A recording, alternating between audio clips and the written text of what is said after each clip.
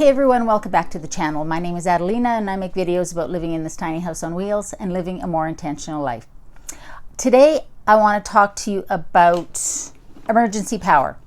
Now these are things that I use in my van to power the electronics in my van, but also I think really important as a backup electrical for any tiny house or any house in general. I'm not going to talk about gas power generators. That should be a separate video, and I will certainly be getting one once I move to Vancouver Island. So today I want to talk about the 2 battery banks that I use in the van and why I think that having something like this is a good idea, even if you are not in a van, even if you're not in a tiny house.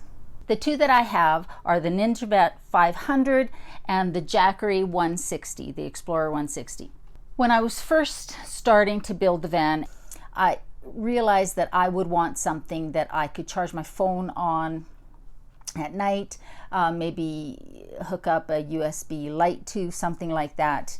And so the first thing that I bought was this Jackery 160. Now, this is their smallest size, and it's really a nice little unit. This charges super fast on the wall. Both of these can be charged in your house outlet, or if you're parked in a campground and you have electrical, and they can also be charged while you're driving with the, I think it's 12-volt plug. So I also have portable solar panels that these can get plugged into. So if the power was out for a long period of time, as long as there was sunlight, I could charge these back up using those solar panels, and that is real peace of mind for me. So the first thing I bought was this Jackery. What I really love about this Jackery is it's small, it's lightish, and it fits in the little cubby that I have right beside my bed. And once it's in there and bungee strapped in, I just leave it in there and I plug my phone in at night, any USB thing that I need, and the charge lasts for a very, very long time. Both of these also have a little flashlight here on the side, and the Jackery 160 gives you the ability to plug in USB and USB-C ports. It's got an in port for when you're charging it on the wall or for your solar panels. The solar panels are here. This one also has one 120-volt, one household plug that you can plug in there. So what's in this and in this one is a lithium battery, an inverter. It's got everything, a pure sine wave inverter, I think, in both of these. So it's got everything that you need. It's basically charge it up before your trip or charge it while you're driving, and away you go. I love this. But what this didn't have was a 12-volt plug, and I really wanted to have one that did, and I also wanted a battery bank that had more power to it, that I could run more things on.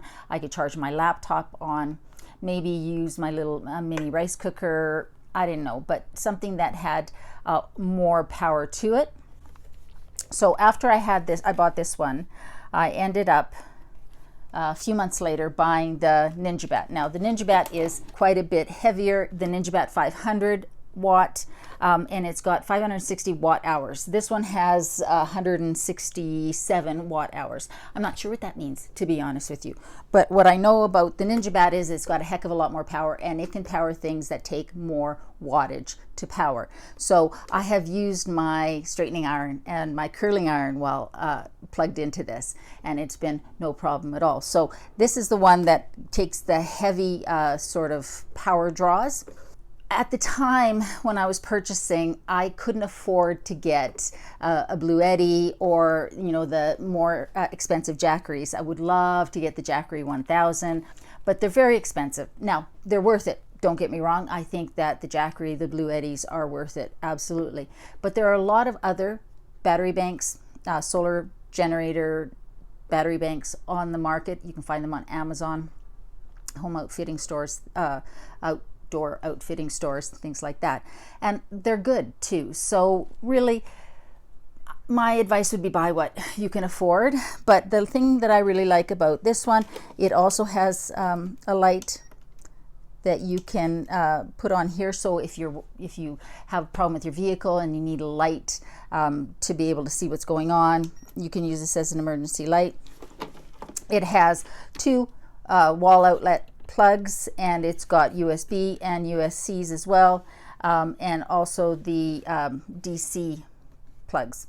This one has that 12 volt plug that I wanted. So anything that has this sort of an end to it, I can plug in there, and I kind of like that. And then it's got the input.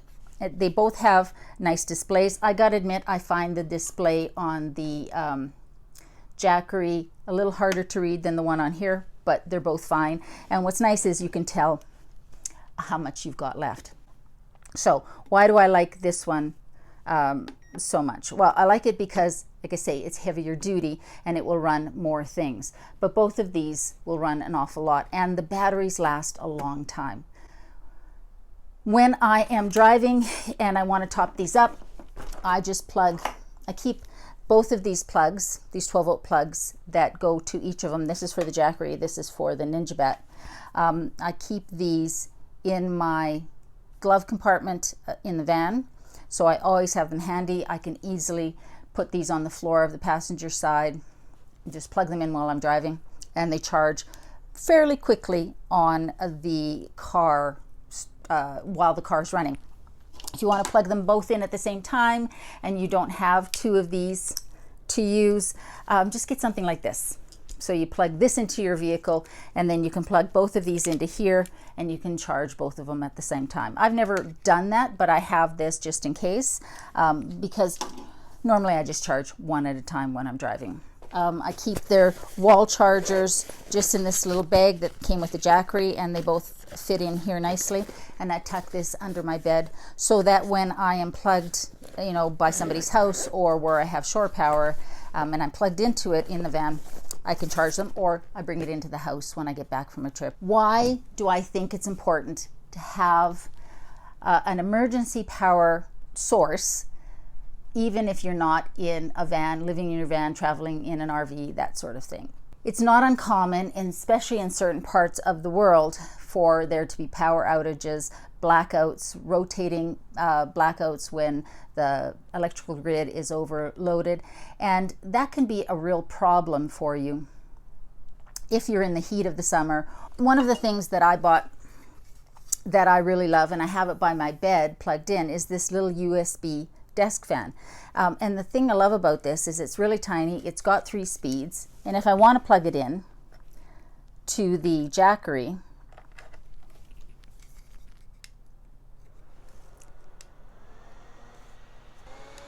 and there are many different types of fans that you can buy that are USB powered.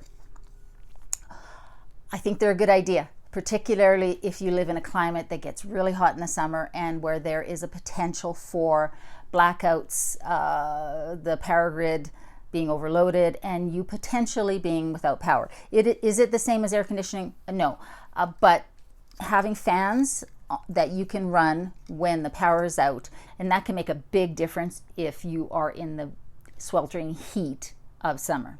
So one of the things that I have in the van, and that I would be bringing in the house if the power went out, is these USB lights. Now again, these get plugged into either one of these,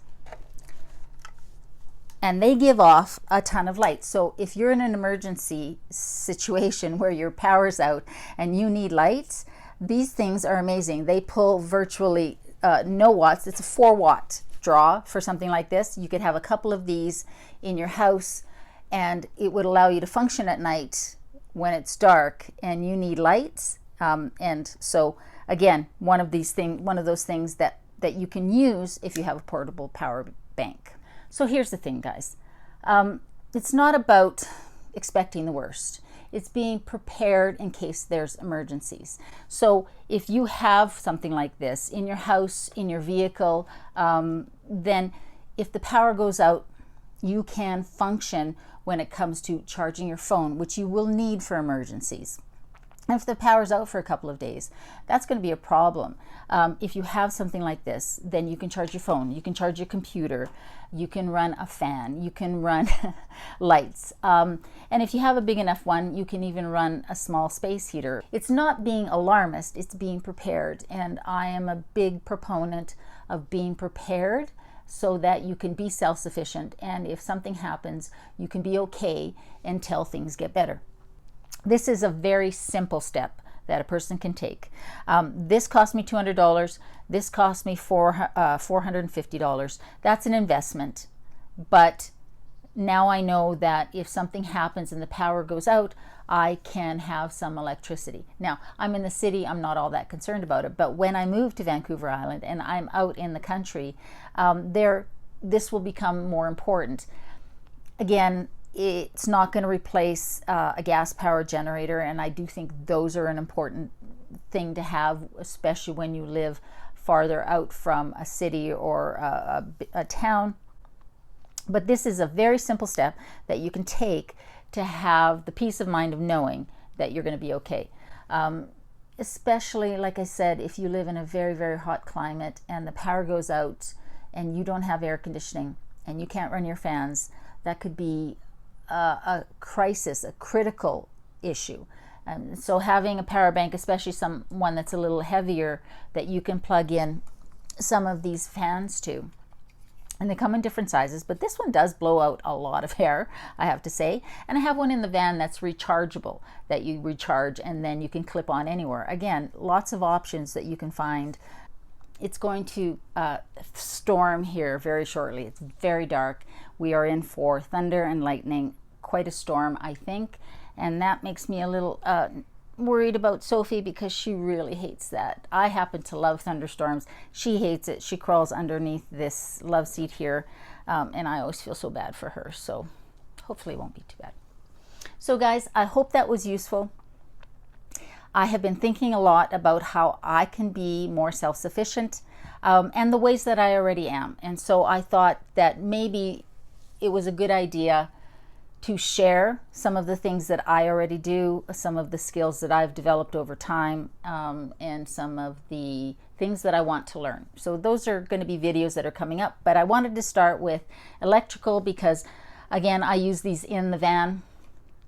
But they will also come in handy if I have a temporary power outage in the house and I need to be able to make sure my phone is charged, listen to the radio so I can listen for any kind of weather emergencies, that sort of thing, and have, a fan running if it's really hot.